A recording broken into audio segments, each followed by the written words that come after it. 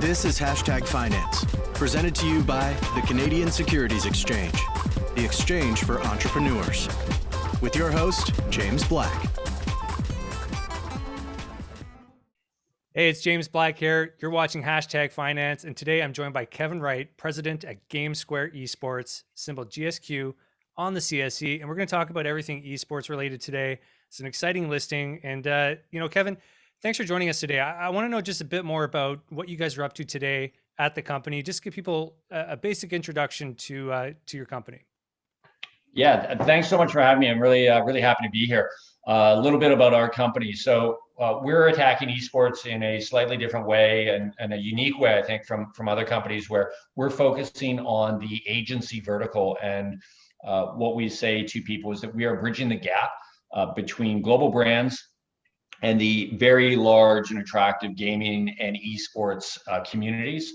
So we work with brands to help them deliver their message. And we do that through a talent agency in the UK. And we are in the process of closing a transaction that will also give us a digital media group based in the US as the core of our agency vertical. So really exciting space. And what I think sets us apart is not just the high growth of esports, but we're also focusing on profitability, which I think sets us apart from a lot of public companies. Right. And so from your vantage point at Gamesquare, I know you've been there for about a year and a half, 2 years, and a lot longer as an analyst looking at the space. But maybe for our viewers, it's good just to take a step back and look at just the what's happening in esports right now. What is the current atmosphere? I mean, it was a fervor 2 years ago. I mean, everybody was getting into it, and now there's been some reality and also a pandemic. So maybe just share with the viewers and the listeners what the state of esports is as best as you can. Yeah, so esports is a very healthy market, and a lot of people will talk to us and say, I don't understand esports, but I think notionally people do. It's a form of entertainment that a new generation of people are turning to as a form of entertainment, as a place that their eyeballs go and that their wallets follow. And so while it might not make sense to a lot of people that someone would watch somebody play a video game, it also doesn't make sense to those people that somebody would watch someone play basketball or football. So, just different generations in different places. And so I think a couple years ago, it was chasing something really thematic. And I don't want to say there was no thought put behind the business plans and the profitability approach, but there were some big valuations when it came to teams. And I think that that's catching up a little. You still have teams like, or orgs like FaZe Clan as an example out of the US that, they've seen their valuation continue to climb on the Forbes list.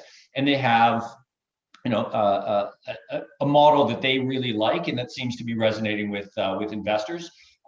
And I think that coming out of moving into the pandemic, as people were looking for places to commit their eyeballs, you saw audiences really grow.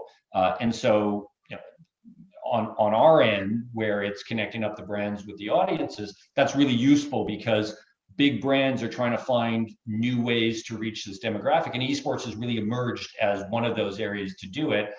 Whereas tournament organizers, some of the teams, they're struggling because the prize money isn't there. The in-person audiences aren't there. So, but broadly, I would say esports has benefited from the exposure that the pandemic has brought, and you never want to capitalize on something tragic like COVID, but we certainly are seeing parts of the business that are benefiting, and other parts that are having a tough go of it. Well, absolutely. So, I mean, you're gonna have more people just with more time, just like we've seen in the stock market, like with GameStop, the stock, and the phenomenon of people just gathering and doing stuff. It's starting to mobilize, and esports is no different. I mean, it is almost tailored to someone watching an experience on Twitch, as opposed to maybe watching it on a television screen, which is what we've traditionally consumed traditional sporting events through. So that I get, but tell me about again, we'll go back 2 years and just what was happening with people trying to build stadiums and physical environments and people going to these and watching in real time, because this is gonna tie into the talent aspect that you guys are involved with. So I know in Toronto they're still going to build a stadium, and I know that they're working towards a lot of physical infrastructure. Do you still see that being a critical piece to how the talent meets the audience to really grow esports? Yeah, I think there's two elements. I mean, there's the in-person hard assets side of esports, and that'll exist. Because again, drawing that parallel between somebody who is a fan of the NHL or the NBA or the NFL, there's going to be stadiums, there's going to be live events. That's going to come back, and you're going to need the infrastructure to do that. They're really exciting events. You think about, using a Toronto example, like they're filling up the Scotiabank Center with 17,000 people that want to watch teams play. And so, that's a model that'll be there, and it's expensive. You have to raise a lot of money to do that, and that's part of why that won't be part of our business model is spending big money on teams and big money on infrastructure, but it's there. And I think one of the things that's really supportive of that model is the engagement. And so Justin Kenna, who's our CEO, uses this example quite often. If you go to the Super Bowl, you go to a Lakers game, he's down in LA, the number of people in the audience that play basketball or that play football is very low. The number of people that play League of Legends when they go to watch it live is extremely high. And so that engagement is there because you're not just watching people do something that is unbelievable in terms of their skill, but these people are going home and they're practicing and doing those things. So that's the sort of the hard infrastructure side of things, and that'll come back. And then there's the digital side of it, and that's where we're really excited, because you've got hundreds of millions of viewers that are doing this 24 hours a day. And so the talent, the influencer side of our business really benefits from that, because there's an authenticity that's expected by esports fans, and influencers can do that. So somebody who has 100,000 people that are listening to what they say, that are following, either watching them play or just talk about gaming broadly, the ability to engage with those fans and to really understand what it is that they like, it makes it a really fascinating and interesting place to be, because you can find the right brands to connect to the right audience. And it's that digital side, just the reach that folks have, and we're seeing more and more people that are turning to digital channels to consume their media. Yeah, and it's going to be convergence. Obviously, there's going to be both. Just as there's, traditional sports have had to use online to really continue to build and serve their fan base over the last, let's not date this, but it's been about a year. Now let's talk about a little more specifics concerning your model, because you're talking about talent, you're talking about brands and authenticity. We'll touch on all that stuff, but what you guys do is on the talent side, and it's about building connections to brands. And what I want to know a little bit is about your experience with Code Red, and you've got another value or another brand as well of your own that serves the North American market. So you've got Code Red, and you've got in the other GCN. brand, GCN. Thank you. Yeah. Representing two sides of the pond. And I want to kind of just get an appreciation of what that model does, what you guys do that's special, but also the differences between Europe and North America. Just try to touch on that. We can drill down to more specifics. Yeah, so two different business models between Code Red and GCN. Code Red does represent talent. So it's matching brands with influencers. And so those influencers will use products, they'll talk about products, they'll encourage people to go to products that they believe in. And that's the important piece there. It's a very high touch business. It's understanding the core values of the influencers that we represent. And it's understanding the brand message for the products that those influencers could potentially represent. So that takes a lot of work to make sure you get it right, because as you can imagine, somebody that you don't want your influencer working with a product that they just don't believe in, because their fan base isn't going to buy into it. No. It's a really savvy generation when it comes to marketing, and they're tough to reach. On the GCN side, so this is the asset that we are acquiring, and it's on the back of we raised money against this transaction. So we recently closed a $7 million financing that was oversubscribed, and that's to fund the organic growth of Code Red, but also of GCN, which is the Gaming Community Network, which is based out of LA. And these guys are a digital media group, and so very bespoke, custom campaigns that they're putting together for brands, and that can be anything from a Madden tournament that they organized on behalf of Fox Sports when there were no live sports that were on TV, and they had NFL players competing against each other in Madden. And so you talk about convergence. Yeah, the Pro Bowl was a good example of that this year, wasn't it? They did exactly basically that. Every player got a quarter, and right, yeah, and so. So that's one example of what they do, but they'll also, they work with brands that have their established brand message. And what they're really good at is targeting the hardcore gamers through website distribution networks that they've developed. We don't own those distribution networks. We partner with them, but it gives us access to 110 million people that we can show the messages to. And by being able to target people that are hardcore gamers that are playing Dota 2, League of Legends, a bunch of games that people of my generation and my parents' generation just they haven't heard of, but people and my daughters are in behind me, my picture changed, but like they know those games and they will know those games. But we're not targeting the casual mobile gamers, like the folks that are using Candy Crush, because that's a different demographic altogether. So Jeff and Keo in LA are very good at drilling down to the right audience. And then the other piece about that is that it's not just getting to the right audience, it's getting to the right audience at the right time for the time period that's required, and taking in really important ideas like brand safety.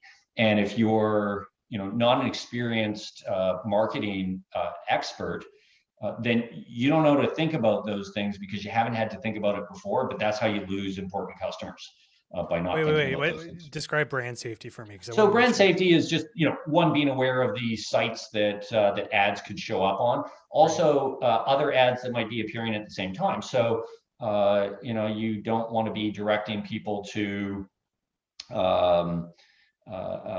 showing a shoe ad that's showing up next to like an athlete's shoe ad that's showing up next to a fast food ad. They just don't make sense. You don't want the ads showing up on adult sites that might dilute the brand and work against them. And there's definitely risk within the online world in the ad networks that happens. And so paying attention, making sure you've got the systems in place, and then also the analytics to deliver the right reporting. I mean, it's like anything else. It's a complicated world that takes a lot of know-how to do a good job against delivering it. And, it's not something that I would be good at, but we have great people that work in these businesses that understand esports and they understand digital marketing. Right. So let's talk about non-endemic brands for a minute, because what happened again, from my observation a couple of years ago, was a flood of non-endemic brands. So people like car companies, which some of them came in quite heavy into the space, and you're talking about that authentic reach and connection to the talent, which obviously influences their fans. I'm not sure every person that's watching a Overwatch stream is a customer for Mercedes-Benz, but there has to be a motivation there from these brands to want to go and spend their money here and invest in this, as opposed to spending it where they know it's going to, yield some sort of return. So maybe just walk me through how you guys see these non-endemic brands really looking at this opportunity in esports and going, okay, this is why we're in and why it's going to be a long-term investment. Because as I said, it's got to be justified against what they can spend their money on that they know works. Right. And so I guess what's interesting about esports and esports broadly and why brands are getting involved is one of the analysts in Toronto here refers to the demographic as the untouchables. Because they don't consume media in the same way. They're not sitting down in front of their cable TV and getting 8 minutes of commercials every 30 minutes. If they have cable at all, they're recording it and skipping commercials, but likely they're using snackable content that is TikTok's a great example. That's what's interesting to a new group. So how do you reach those people? And what brands are seeing is, as they want to reach these 18 to 35, $70,000 of household income that are spending money, how do they do it? And esports is one way to do it. So I think notionally what we're seeing is brands will dip their toe in the water, see how things are going. If they've partnered with the right agency to get that message out, they're likely spending more money. And that's what we're seeing anecdotally in our own business. And, great example of this, I was reading it. I mean, this is a little outdated, it's 3 or 4 weeks ago, but, Cadillac was talking about coming into esports as a way to reach. And they're trying it out. They're not trying to sell cars. It's more of a brand awareness. They want to see what kind of pickup they get. And it wouldn't surprise me if they continue to devote more money, because you also think with car companies, why is esports a nice market for them? Mm-hmm. Not only do you have the disposable income, but it's a big audience. And so our guys in the US will say this all the time, that when Toyota does an activation, they're not trying to sell 100 cars. They're trying to sell 1,000 and 10,000 cars. Like, these are big commitments to reach a lot of people. And esports is a great place to do that, because there's some aspirational elements that go along with watching your influencers or your favorite players, and what are they doing, and what do they truly believe in? And that's where it goes back to the authenticity. Right. Yeah. And that authenticity, I mean, the internet is doesn't pull any punches, right? Like it will call you out if you come out with something that is, a wedge. If you come into a market and you try to sell something that's not a natural fit, obviously early in this space, it was obvious, like, I'm drinking Monster Energy, or I'm using this brand of mouse and keypad, or mouse pad rather. Like, that's the kind of stuff that was really natural for these streamers to tie into. But obviously the dollars are there outside of that. And then I assume you're going to see licensing with not just teams, but, stadiums and everything else you see in traditional sports. Yeah, I think the naming rights, all of that is going to be in place. And again, I go back to when folks say, I don't really understand esports. I mean, follow the playbook that's happened in other professional sports. And part of the way of understanding the esports ecosystem is that not all games are created equal, in the same way that not all sports are created equal. I played a little bit of rugby in high school, but rugby in Canada is not what rugby in the UK is. And, neither one is holding a candle to Premiership globally. That's right. Yeah. I did play rugby myself, and you're spot on. So just talking about games for a second, I know you and I are probably both a little out of touch as to what it is people are watching and playing.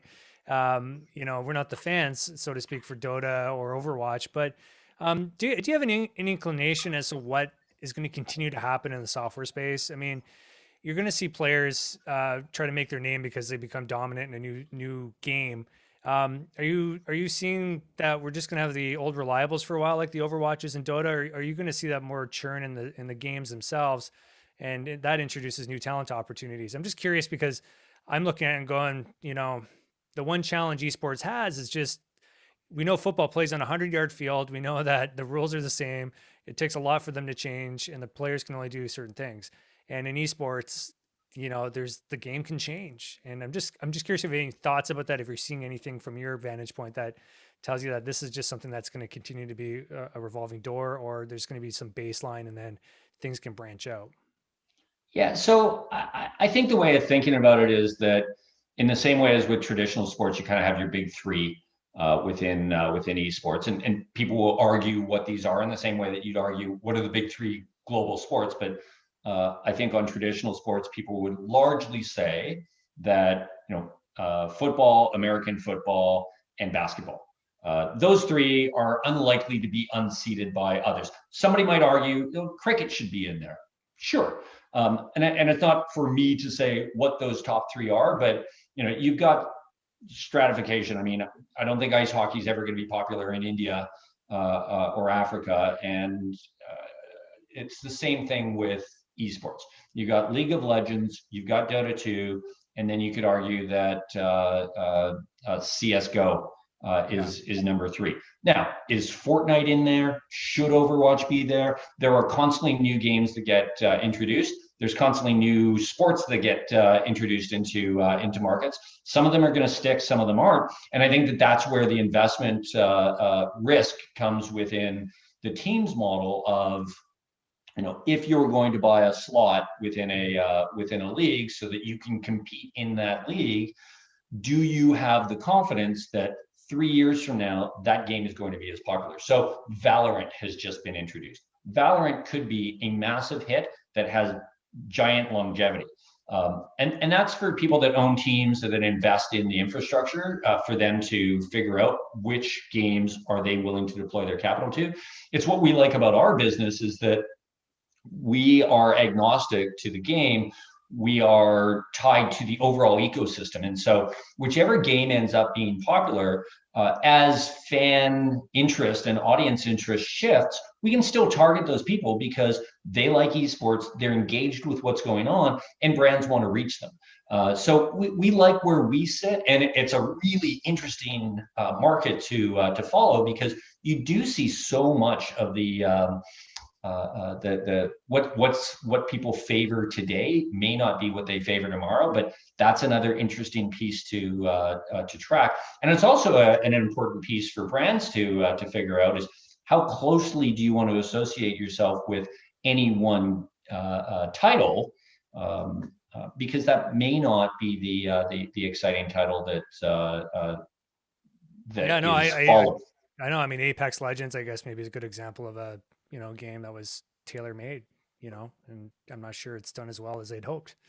And again, that's an outside observer. I'm not intimate with it, but But that's a great example of authenticity within influencers. I think Ninja almost single-handedly launched that game. Yeah. It went from, I mean, people knew about it, but then he played and numbers spiked right up. Mm-hmm. It's the power of influencers and the power of authenticity, because I think he played it from a perspective of, I like doing this. And even, I think that some of the really big influencers are really media brands unto themselves. And so they also need to be cognizant of what are they repping, because if you don't truly believe in that product, whether it's a game or merchandise, are people going to listen to you as closely the next time around? Well, and they got to play the games for hours on end. Like you would hope they enjoy it, because the passion will die after a few hours. I mean, I've got a 6-year-old and he's really into the Pokemon scene. And I mean, the guys that are playing these games, they must love them, because I know there's commercial aspirations, but you really got to love what you're doing if you're going to play Pokemon or Animal Crossing for, 8, 9, 10 hours a day and do post-production on these clips. Cause it's a lot. Kevin, tell us a little bit about yourself and what brought you into the space. I just always like to end our interviews with a little bit of a flavor as to how you got into this and why you're so excited about it. Yeah. So if I track back, I was a programmer. So I've been online for a long time, back when, it was static pages being programmed in HTML. And I worked my way through a marketing group doing online application development, and then decided that I was going to go to business school, which is what brought me out to Ontario from out west. And coming out of there, found my way into a corporate strategy group, which gave me a really good footing for looking at problems, how to solve problems, how to assess what the right approach to executing on business strategies was. That turned into an opportunity to move into equity research, and I think that opened a lot of doors for me, both working as an associate and learning the trade, and then covering my own stocks within technology and then in online gaming. So I think Canada was a leader in online gaming investing, and I think I had a career in the 4 years that I covered those stocks, because a lot happened and it was very, very exciting. And at the time, people were talking about esports as the next thing. But it was a little hard to see what the catalyst was that really was going to make it the next thing. And I like to draw parallels between the online poker segment and esports. Chris Moneymaker found his way into winning a World Series of Poker bracelet through online tournaments. And what that meant was all of a sudden the entire world realized I can win $1 million by playing poker online. And it moved from smoky back rooms to, kids and young adults playing 16 games simultaneously and having a career of poker that happened within a couple years. And so you had all of a sudden 21-year-olds that were winning. The same thing that happened with Chris Moneymaker of bringing so much attention to online poker and online gaming was the same thing, I think, when a 16-year-old won a Fortnite tournament and went home with a $3 million prize at the Arthur Ashe Stadium. All of a sudden, and I say this tongue in cheek, parents were seeing their kids go downstairs with a basketball or a hockey stick, and they were saying, you get upstairs and play some video games because you're going to make something of yourself. But there was this realization that this was a real business. This was something that people not only loved doing, but could make money doing. And so when that happened, that reignited my interest in esports, because then I could see it really was coming. And so through sort of the various networks, I was introduced to the people at Gamesquare, and my task was to identify good, sustainable business models. And I think the agency vertical really is the one of the standouts in terms of investable sectors. And then once we got down that path and we're working with Code Red, then I was tasked with getting us public. And it took a little longer through COVID.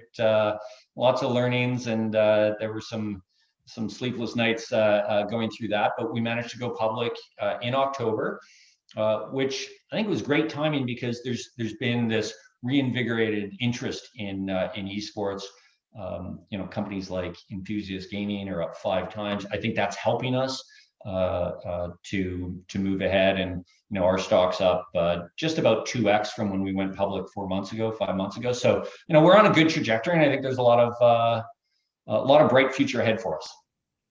No, thanks for sharing that, and certainly thank you for your time today, because esports is something I'm truly interested in, and I again, getting another sort of moment to compel people to look at it as an investment vehicle. That's really interesting. It's got a lot of room to grow, I think. So, Kevin, I really appreciate it. I think maybe just a couple of things about where people should connect with you. Where do you want potential investors or just people interested in esports to come and connect with Gamesquare? Yeah, so I think our page at the CSE is a great starting point. You can see the history of the stock. You can see all of our press releases that are there without waiting through CDAR. We've got our own website at gamesquare.com. That has great information. My personal email address is on every single one of the press releases we put out. So reach out to me there. Sign up on our website for our email blasts. And stay in touch. And I think we've got a lot of great things that are coming that we want to share with our investors and our stakeholders. Perfect. Well, thanks again. That's Kevin Wright. That's Gamesquare, symbol GSQ on the CSE. If you're watching today and you would like these interviews, please hit like down below. We need the likes. They help us get these videos out to more eyeballs. And subscribe. We're putting out podcasts every week. We've got content almost daily on CSE TV. So we'd love you to be a part of the fun. I want to thank you again, Kevin. I want to wish you best, and we'll see you soon. Thank you so much. Have a great afternoon.